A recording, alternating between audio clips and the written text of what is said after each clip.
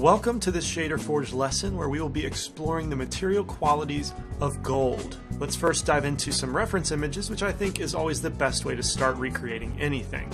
I have 3 images of gold here, and this first one appears to be some sort of an ancient statue that has been formed by hands and tools. Next, we've got a pair of what looks like ancient jewelry, maybe earrings of some kind. And then finally, some sort of a mask that also appears to be ancient. And ancient being the common word between these 3 images, I guess because the gold that I want to recreate maybe stereotypically exists in that context, in contrast to like modern gold, which is produced and it has a perfect surface, maybe gold plated, basically looking like a gold mirror. And so for creating a gold material, it's very simple and very boring to create that perfect kind of gold, whereas this more ancient kind of raw hammered gold is a lot more fun. And so certainly being inspired by the surface quality from this statue in the next image, this one looks even more raw and maybe less hammered, since we don't really see any hammered marks on the gold itself, but instead this fine bumpy texture with pot marks that even has a different color. It's either dirt or maybe it's rust inside the pot mark. So that could be fun to add. And then finally for this mask, it's very hammered. And you can see in the reflection here how we have some faceting caused by the hammered surface, very evident over here on the other side as well.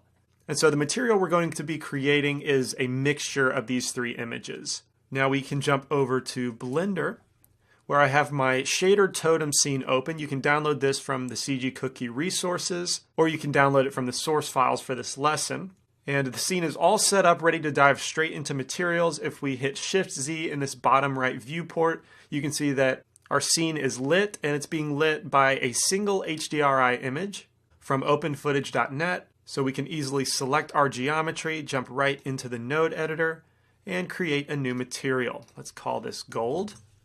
And then period on the number pad zooms into my only 2 nodes. Now, before I get started, I want you to make sure that you have the Node Wrangler add-on enabled. If we go to our preferences and search in the add-ons tab for node, make sure you have this Node Wrangler enabled because I'm going to be using some tools from there. It is included by default, so you shouldn't have any trouble finding it. And first, what Node Wrangler allows us to do is select a node and I can swap it out for something else. With gold, we don't really need diffuse, or at least not yet. I might add a diffuse element later, but the most important part of gold is the reflections, which makes it metallic. So with the diffuse node selected, let's hit Shift-S and choose Shader Glossy BSDF. Immediately in our viewport, you'll notice that the object becomes this very rough, reflected metal kind of appearance.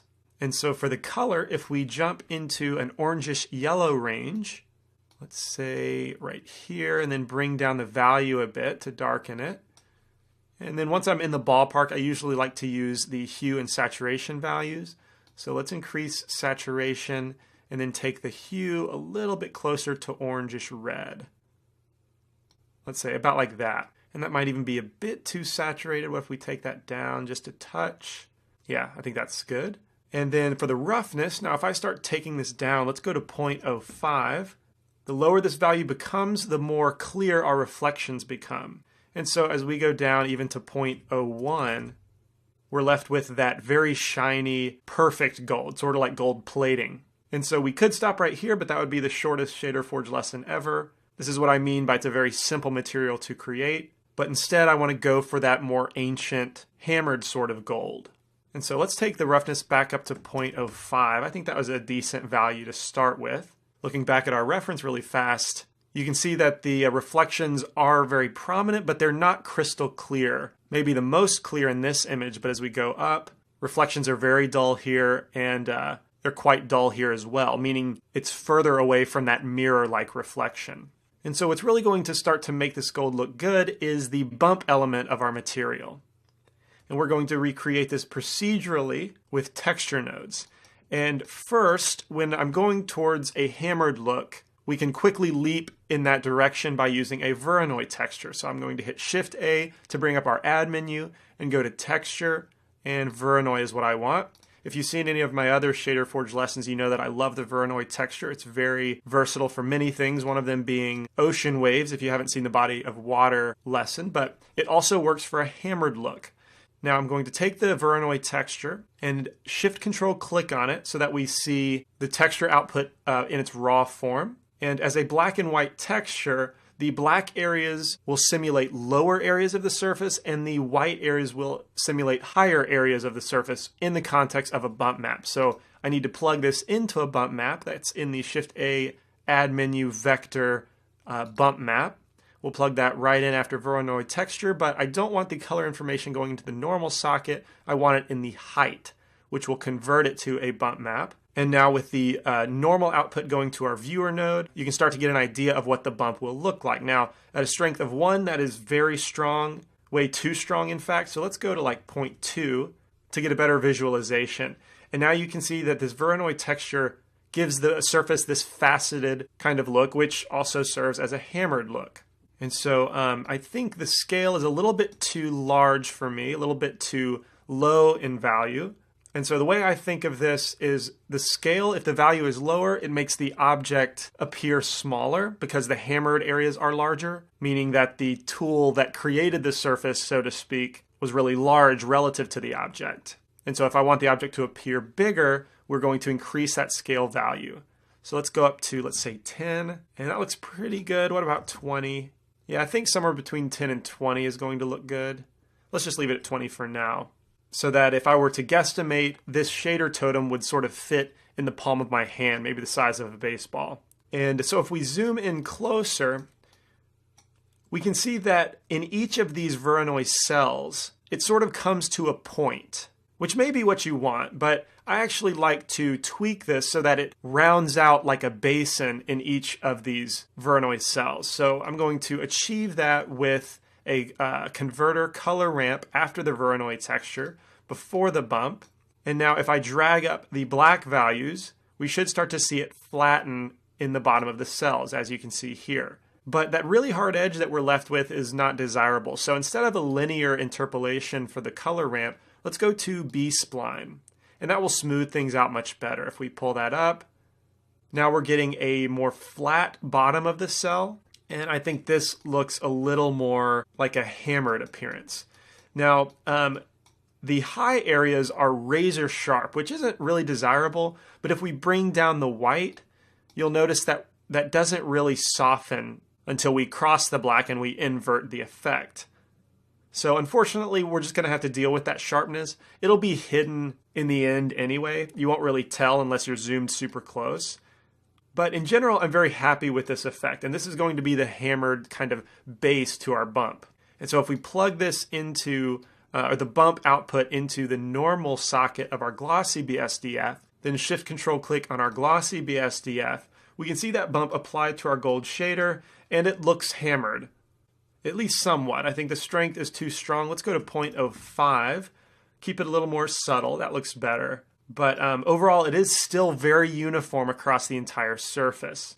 And so when comparing it to reference, it may look like this a little bit. But even in here, we still have some finer surface undulation than we do here. Here, the surface in between the Voronoi cells is very perfect and very flat. So this is only going to be one layer of our overall bump map. The next layer is going to lean more heavily on this style of bump, which isn't a hammered look. It's more of a raw gold that has pot marks and divots. And so to achieve that, we're going to take our Voronoi texture and just sort of move it off to the side because we like that. We'll come back to it later. Now I'm going to shift focus to a noise texture to give us more of that raw gold surface. So with the noise texture, let's Shift-Control-Click on it. And we don't need the color output, that's RGB, we just want it black and white. And if we zoom in on it, it's quite blurry, which is not desired. We want really high frequency detail in the surface, and we're going to achieve that with this detail setting. By default, 2 is not enough. Let's go to 10, and then I wonder if we can even go higher, like 50. It looks like it doesn't get much more detailed beyond 10, so let's just leave it there. And then to boost the contrast, we're going to duplicate this color ramp, Shift-D, and let's move it in line with the noise texture. And let's take the interpolation type. I guess we'll leave it at B-spline for now, but I want to bring up the blacks and bring down the whites. And actually, I don't think I like B-spline. Let's go to linear. That gives us more of a harsh effect. There we go. So something like that. And now if we plug this into the bump, let's take a look at that by itself. Now, a strength value of 0.06, we know that that works good for glossy BSDF, but it's extremely subtle when we preview the bump. So when I preview the bump, I'm going to look at it at, say, 0.2, but I want to remember this value, 0.06 or 0.05, when we look at the bump through the glossy BSDF. So let's change this to 0.2 just to make the effect a little more obvious in our preview render. Okay, so by dragging up these black and white flags as much as we have, we end up getting these flat spots, which I like because that breaks up the surface. Without that, this entire surface has uniform detail, and I just like to break it up a little bit for the sake of variety and imperfection. So once we start to get those flat areas, I think that'll just be a little nicer. And so I'm going to leave those values crunched. I'm just looking over the entire surface. I might want even more crunch than that. Yeah, now we're starting to see some flat spots. There we go. I think that that's pretty good. And so this effect achieves more of the generic kind of noise that we see from this image. And also we see it a little bit in here. What I like about this statue is it's kind of a mixture of the hammered and raw gold. And so to create the bump maps, I'm going to create them separately and then bring them together in the end. So we have the sort of overall bump texture right now, but next I want to add the little pot marks we see in here. And I'm going to do that with another noise texture. So I can duplicate both the noise and the color ramp together because the pot marks will use the same nodes. I'm just going to tweak the settings. And I'm going to change the scale value way up to, let's try 50, maybe even 100. This makes everything very fine. And then as I adjust these flags, bring down the whites really far and then bring up those blacks, we're going to be left with these kind of speckles. Now this will serve well as the pot marks. And so now we're ready to mix the two. Let's hit Shift A to bring out a color mix RGB node. And let's mix the two together, but look at the mixture through the bump, because if we look at it by itself, it can be misleading. We might think that the black and white values look good to our eye, but that really doesn't matter. We really need it through the context of the bump map. And so I want to adjust everything now by previewing our bump node. Now I think the mixture is a little bit too much in favor of this generic noise. So let's bring up the factor closer to 1, which will favor the pot mark noise combination. So let's take it up, and we should see the generic texture start to go down, whereas the pot marks become more prominent. Yeah, this is more what I want. Pot marks are pretty deep, and then the generic noisy surface is more subtle. Just previewing it over the entire surface, I think that that looks pretty good.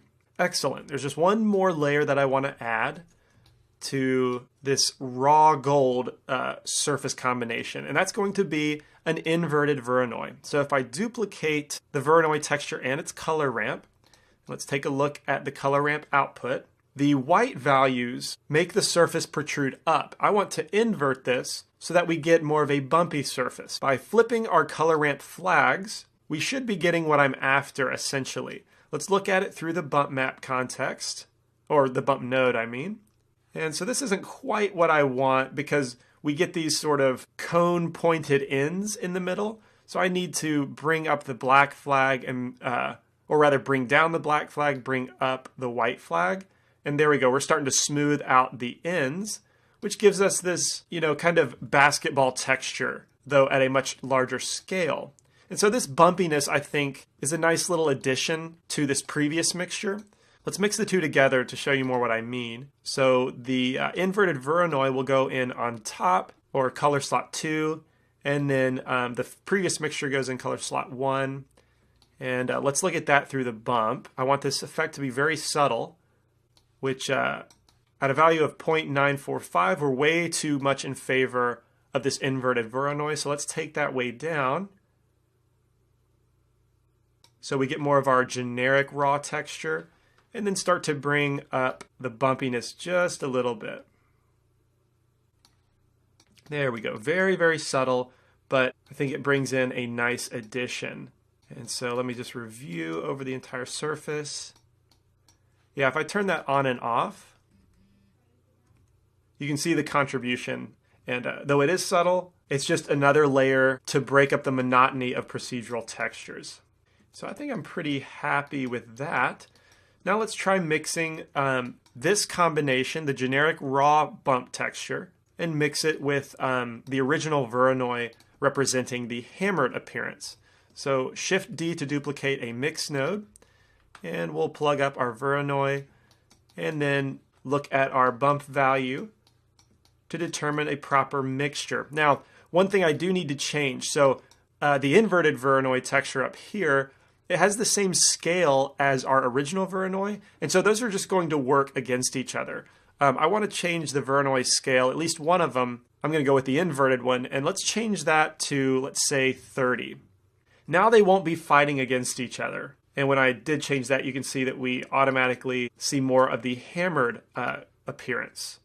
And so let's dial in a proper mixture. Well, I don't hate this, but let's see. Let's go a little more in favor of the hammered.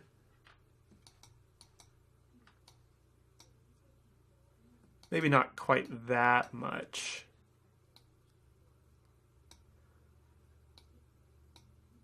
Somewhere in there. And now with this mixture node, I can sort of determine, do I want it more hammered or do I want it more raw gold in terms of surface quality? So that's going to come in handy for tweaking. Let's now look at it through the glossy BSDF. Remember, I need to change the strength of my bump to where we had it 0.05. And now let's do a comparison render. First, I will render it without any bump, which is that perfect gold-plated sort of appearance. And then I'll render it for comparison with the bump enabled. Okay, so this is before, and then this is after. Before and after. So even though the effect is quite subtle, and that was a lot of work for such a subtle effect, it really does take the surface to a whole new level. And so for bumpy surface detail, I'm pretty happy with this. But we can take it even further and use some of the same elements to affect other parts of our material, which we'll do in the next lesson.